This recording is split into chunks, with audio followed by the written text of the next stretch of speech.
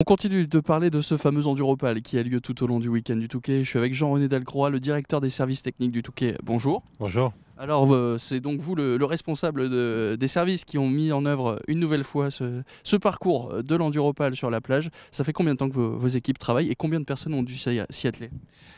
Alors contrairement à ce qu'on faisait auparavant, on démarre peut-être un petit peu moins tôt, mais on met plus de moyens au dernier moment.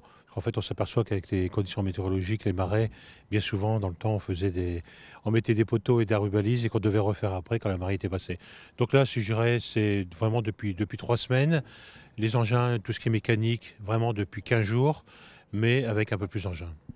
L'année dernière, c'était beaucoup de vent. Là, cette année, c'est la neige qui est venue un petit peu vous perturber. Ça vous a pas trop gêné?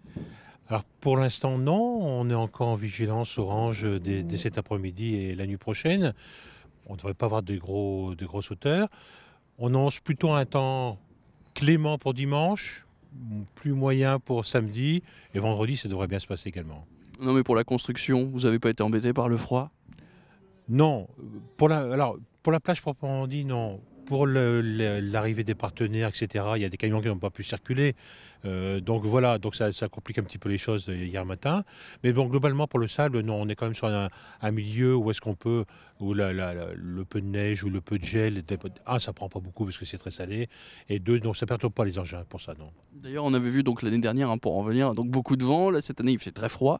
C'est quoi les pires conditions quand on doit refaire le parcours de l'enduro? Qu'est-ce qui est le pire pour vous et les équipes? Alors, je dirais, d'une manière globale, c'est le vent d'ouest qui fait monter les marais de manière beaucoup plus importante. Ça, c'est vraiment catastrophique. Après, pour tous les gens qui travaillent, Dieu sait s'il y en a qui vont travailler sur ce week-end à l'extérieur, c'est vraiment la pluie.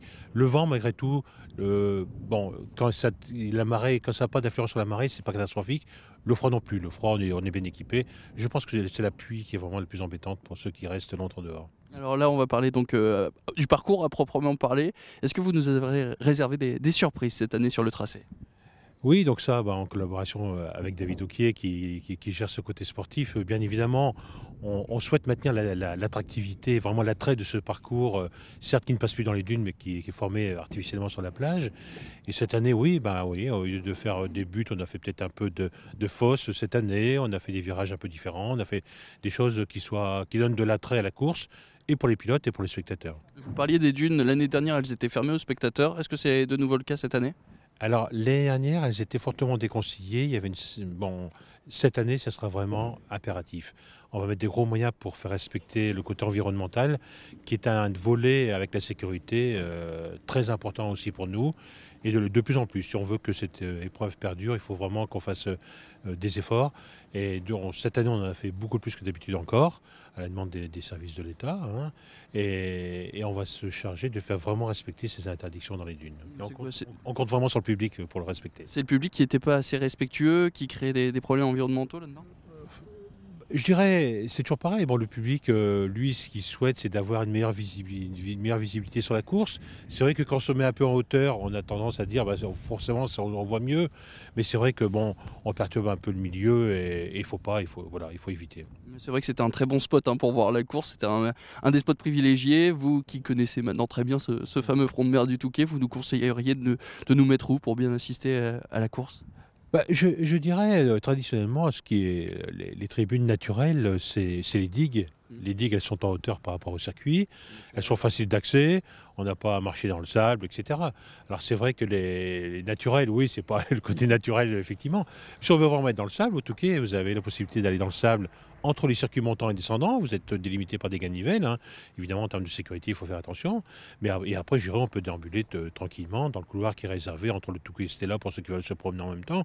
Il y a plein d'endroits où est-ce qu'on peut très bien voir la course, évidemment. Les propriétés techniques de ce fameux circuit, il est long de combien? Qu'est-ce que vous avez eu comme impératif? Alors, je dirais la longueur du circuit est identique par rapport à l'an dernier, c'est-à-dire qu'on est sur 13 km pour le circuit moto et quad, hein, qui va jusqu'à la plage. Pour les courses de jeunes, on est autour de 3 km 3 km 4 que sur le front de mer du Touquet.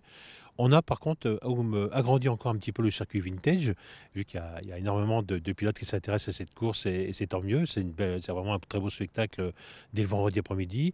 Donc là, on l'a poussé à près de 5 km, donc on va un petit peu plus loin au sud. Ce circuit vintage, vous attendiez à un tel succès? Bah, écoutez, je pense que l'idée, au départ, c'est toujours pareil. On se dit: «Mon Dieu, est-ce que ça va prendre ou pas?» On s'est aperçu que la première année, ça commençait à prendre et puis il y a vraiment un engouement important. Alors c'est pas forcément des anciens pilotes, hein, mais c'est des anciennes motos. Donc d'avoir Il y a aussi d'anciens pilotes. et aussi d'anciens pilotes qui veulent encore se faire plaisir, qui se disent: «Ma foi, 3 heures, ça fait long et c'est dur pour les articulations et autres et 2 fois une demi heure, c'est jouable», mais c'est une ambiance différente, quoi. Les gens viennent pour se faire plaisir. Il y a pas de il y a le côté classement est un peu secondaire, contrairement à la course principale, évidemment. Et puis on va terminer avec votre pronostic peut-être pour ce week-end. L'année dernière, il manquait pas mal d'absents. Est-ce que cette année, le retour d'Adrien Van Beveren pourrait de nouveau bousculer la hiérarchie qu'on avait assistée l'année passée?